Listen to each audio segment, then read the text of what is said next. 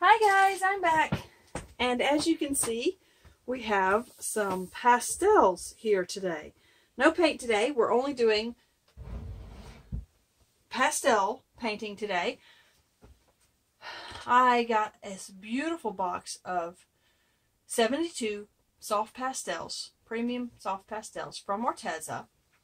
There are 70 colors in there, plus black and white. They're non-toxic. They are absolutely fantastic little pastels. So we're going to take them out. I'll show you the box. Look how just the box itself is kind of dusty because I've already been playing with the pastels. But as you can see, we've got 2 layers of pastels. So the first layer is going to be all these gorgeous colors. Several different greens, lots and lots of blues. We've got lots of purples and pinks, some reds, some oranges, some yellows, and you've got 2 whites here, which is definitely a good thing. And then we've got sort of the more earthy tones here, plus some actual like fluorescence. I'm not really sure, those would make some really great highlights for just the right thing. Lots and lots of greens, which is always good. Several different browns. All the colors, you know, it's like blacks, dark grays, medium gray, light grays, and then some creamy colors. Like I said, some very earthy tones here.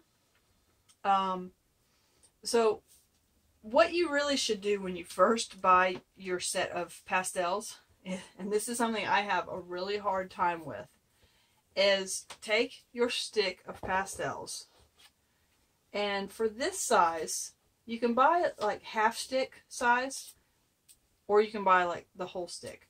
What you really should do with these is break them in half. And I say do what I say, not what I do, because for this video I won't be breaking them because this is a brand new beautiful box of pastels and I just can't bring myself to do it quite yet. But yeah, break them in half. I guarantee you you'll have an easier time working with them in the smaller size. If you're really interested in working with pastels, it's really fun. Completely different from acrylic pouring. Obviously, it's different techniques, different medium altogether, different products that you're going to be using. So, but as you can see, this is a big set of pastels. So the price point for these pastels is a really good one. And from what I've seen so far, they are actually really quite pretty and vibrant. I'm going to pause this and run and get the 2 pieces that I've done already. Alright, so I've gone and gotten the 2 pieces that I've just played around with already. And as you can see here, we've got just an apple. And this was more about value study than anything else. It's not that I want a pastel painting of an apple on my wall. But this was more about trying to figure out value study and really, you know, how these pastels are going to work for me. And, you know, as I have this sitting on my shelf, staring at it over the past week or 2, you see a lot of problems that you had while you were working with. Like, for instance, like this yellow background is so flat, it's just boring. And it doesn't go to the edges, which has kind of bothered me.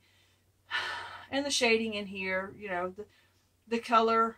I put some color on the table because it was suggested that the table had color, but I don't know. The more I looked at it, the more I realized the color really didn't have the table didn't really have color. So if I were to do this again, you know, and I also noticed that I was trying to learn from somebody else. So I was kind of not really copying what they did, but following their tutorial. And I noticed that my light on my apple sort of comes from this direction, and it kind of goes off that way. It doesn't come in from this way and go this way. So my shadow really is in the wrong place. So really, when you're working with pastels or any medium, your acrylic pours, your you know, oil painting, watercolors, whatever. If you don't like it, set it up on a shelf somewhere, put it on your wall where you can stare at it for weeks or months even. And you either come to really like it, or you come to realize that there are so many problems that you don't care for it. So don't ever throw away anything to begin with. If you don't like it, set it aside, and it kind of helps you figure out what you can work on, what you can improve upon. And this is what we're going to kind of do today. I'm pretty much going to do the same thing. Just because I've done this, I'm sort of going to go off of this to follow what I did. But this is just a little teeny tiny landscape. I went to the edges, happy with that. I definitely like that better. What you can do, you can tape off your edges, and then you have a nice smooth edge to it if you like that look. It really just depends on what you want. But it's just a nice, pretty, sunshiny, cloudy day. Little few wildflowers in the field there. And then as you can see, we've got some trees in the very, very distant, and then some trees right here in the front. So I'm hopefully going to show you sort of how to put distance into your little paintings here. And we call them paintings, even though it's like chalk. I'm not really entirely sure why we call them paintings, but yeah, so this is a pastel painting that we're going to work on today, and hopefully be able to give you guys some good tips on how to use these pastels and really show you. I mean, you can see we have some real light areas and dark areas, and the white is really nice and bright, and that white really is on top of the pastels. So what you want to do with your pastels is you work from completely different from like watercolors. Watercolor, you want to preserve the light, so you work, you work darker and darker and darker. With pastels, you actually do the opposite. You work dark to light. So your background is all just going to be some sort of fuzzy, mossy looking darks. And then you're going to slowly, gradually fill in. And you can always go back and put more darks in later, which you do. But predominantly, you're going to work from dark to light. So the paper we're using today is just a sandpaper. You can either buy the super, super expensive pastel papers, which are really, really, really nice, or you can purchase some waterproof sandpaper. The one I'm using today is just a 400 grit sandpaper, and it has a really nice tooth to it. So you'll realize really quick if you are trying to, sorry, I'm trying to find a place in the kitchen to set that where it won't get dirty. You'll discover really quick if you just get out a piece. You can work on paper, but you're not going to be able to put layer upon layer upon layer on the paper. You can, sorry, that was Ella asking if she could check the mail. Threw me off there for a second. Anyway, sorry guys. Where was I?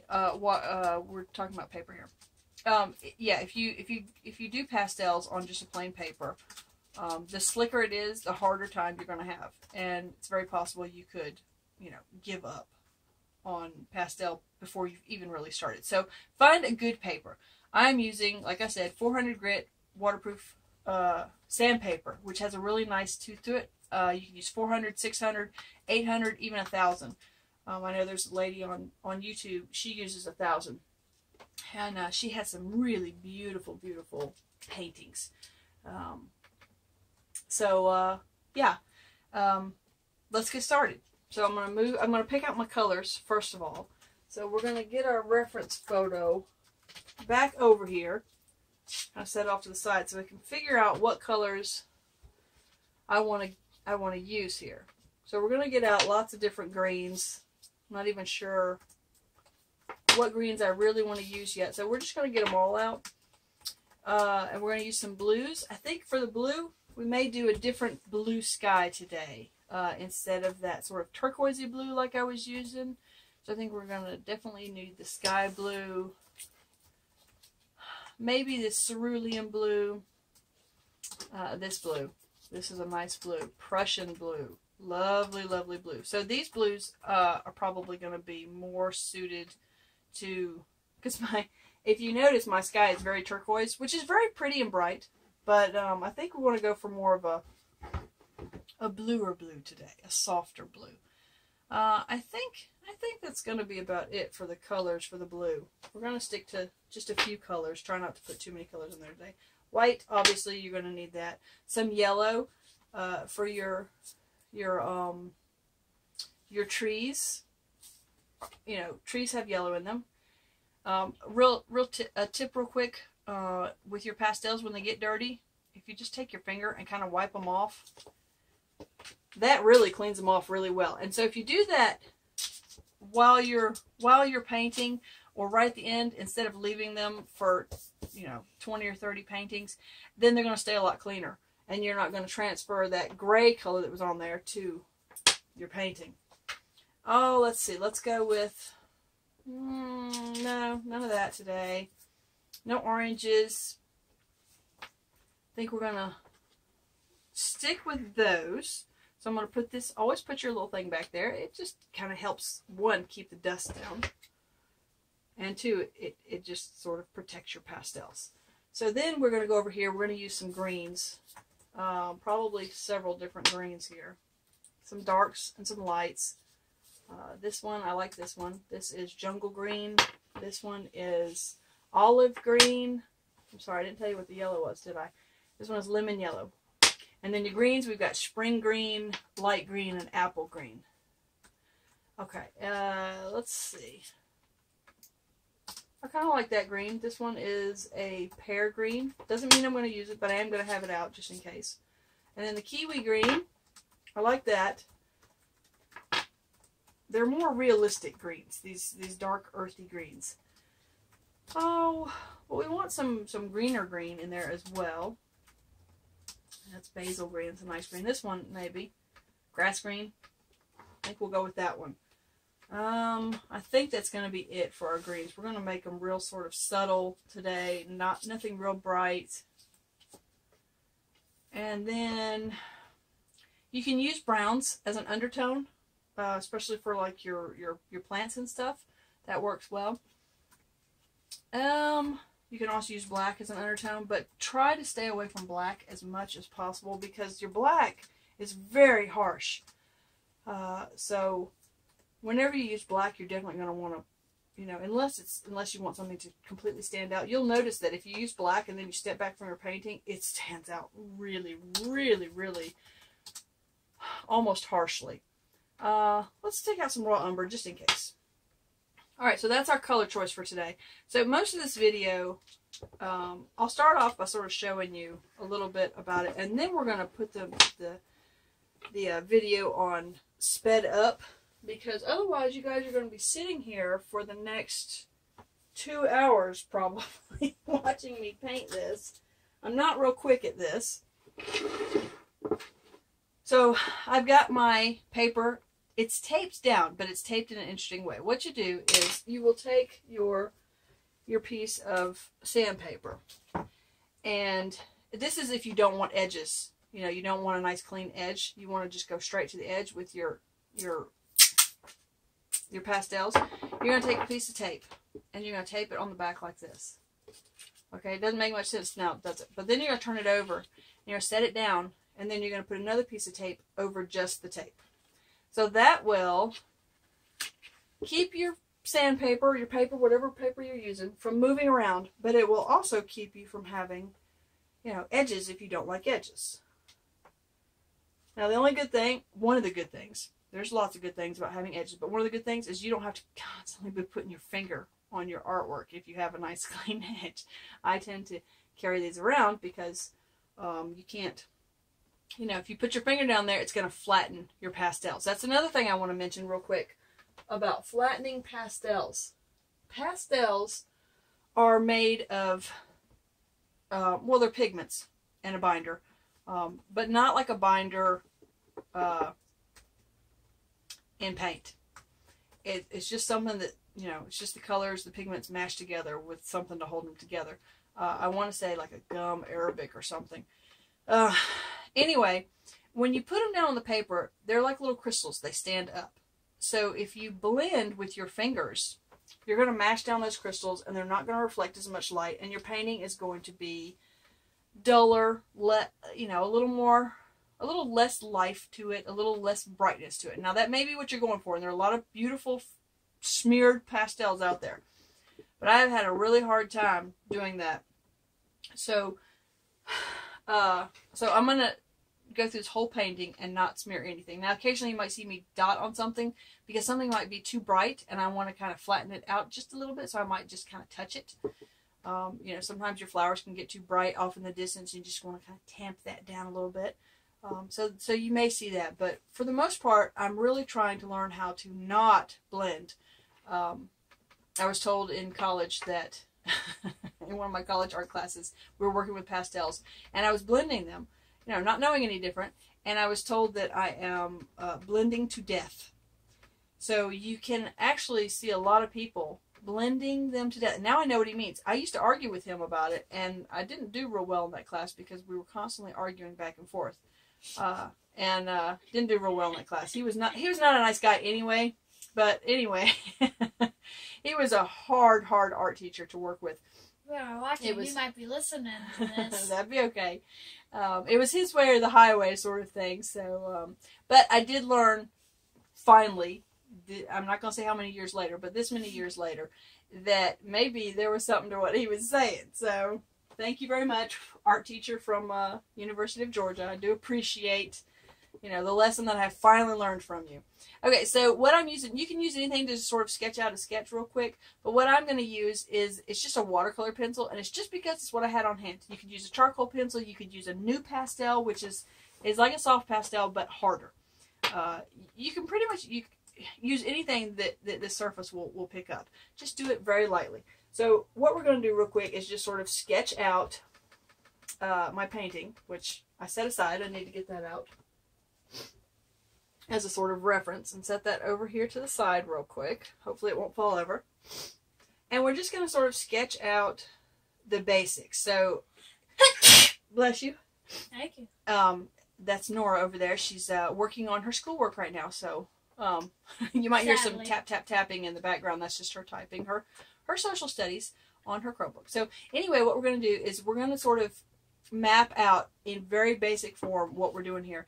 And what we're actually doing is just the general basic shapes, and very, very super lightly. So you want to remember when you want balance in your painting. So you want it in thirds. Everything officially, you know, in thirds. And of course you can break those rules completely.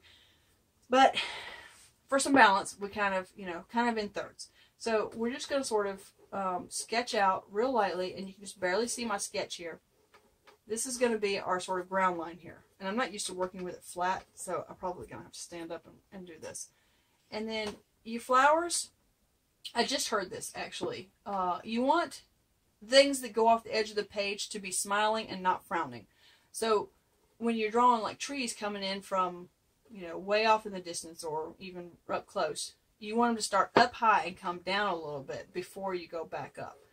And so then we're probably going to up here and there. And see, so now you've got it. You can see where we're smiling. It tends to help. I don't know. It makes sense to me. All right, so yeah, I'm going to have to stand up to do this. I can't. And then, you know, for our clouds, we'll probably just something off. You know, and it doesn't, you don't have to be real, just an idea of, you know, what you want. Okay, I think that's good enough. And, you know, then we'll sort of add in. So we're just going to set our pencil aside here.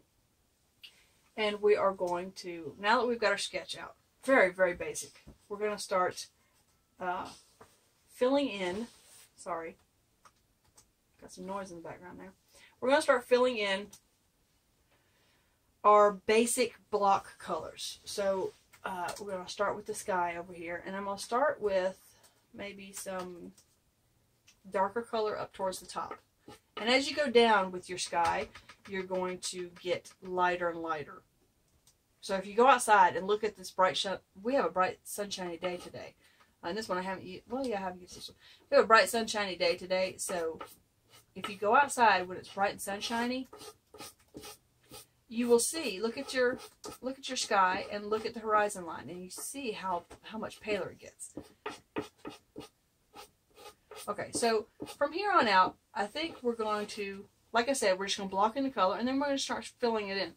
So I don't think I really need to talk through all this. I'm going to go ahead and put the video on sped up so you guys can sort of see the process but not have to sit there for the next 3 hours.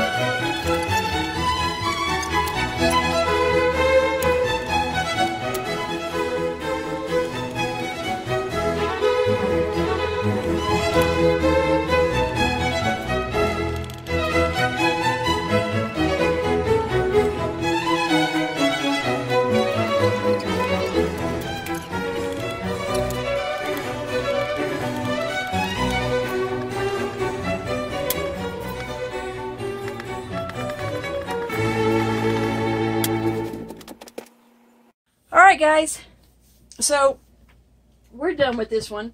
My flowers, my clouds are a bit rough. That I think they need a little more, I don't know, a little more blue undertone to them. Maybe a little bit of gray also in there, but I'm not going to keep fussing with it. This was really more just to kind of show you what we can do.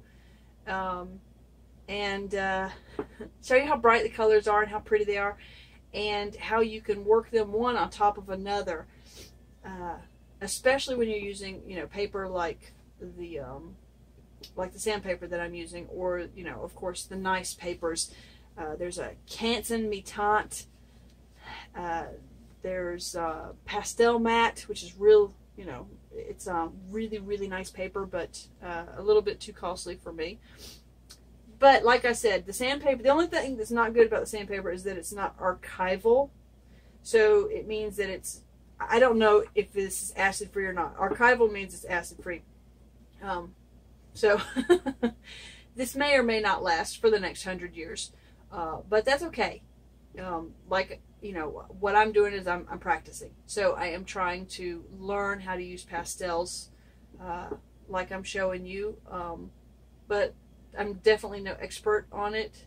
And I would definitely look up, you know, go buy some books if you really like pastels. Look up some stuff on YouTube. There's a few channels out there that are really good, and then there's some that there's just a lot of kind of junk out there. So just be careful about what you pick. And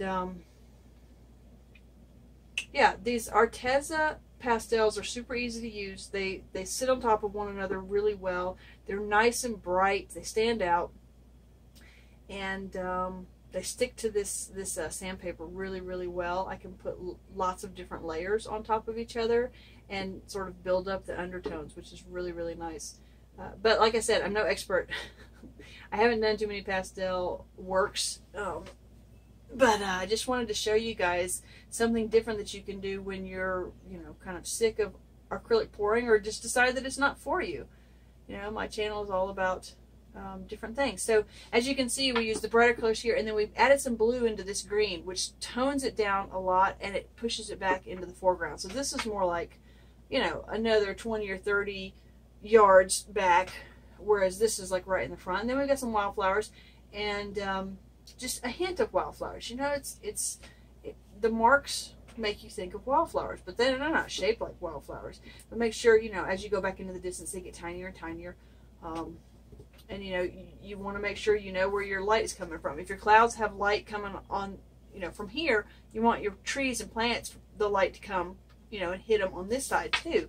So just be careful of, and see, like my little wildflowers, they're sort of angled that way because they're going to grow towards the sunlight. So you have to pay attention to all these little details, where your plant is going to cast shadows on the ground. So we've got some shadow in here, right underneath where the bush is, and then where the sunlight is hitting, right through there. So, you know, a lot of different things to consider when you're doing something like this, completely different from acrylic pouring. But it is a lot of fun. This is actually quite relaxing. So, you know, I'll leave the links for the Arteza. All the Arteza products that I've ever used, the links are below. And if you use my affiliate link, it will help out. It'll help me out. Every once in a while, I do get a few bucks from Arteza because you guys have been so wonderful to me that you have used my affiliate links to purchase products from Arteza. And then, you know, I get a few pennies each time you do that. So thank you very much for that, for those of you who have ever done it in the past, and those of you who are considering doing it. I really appreciate that. So use the links below. I'll have the links for the pastels in there, as well as all the other, you know, the acrylic pouring, the acrylic tube paints, whatever else, acrylic, you know, all the canvases we've used, everything we've used that's come from Arteza. The links are below. So use those links and order some of this stuff. This is a good price point for pastels, and they are nice pastels. They do work really well. You can buy some pastels from, you know, the big box stores, but generally they sell cheaper pastels, and you're not going to get results that make you extremely happy, most likely, as well as the nicer pastels will. And these are good pastels, so please order some.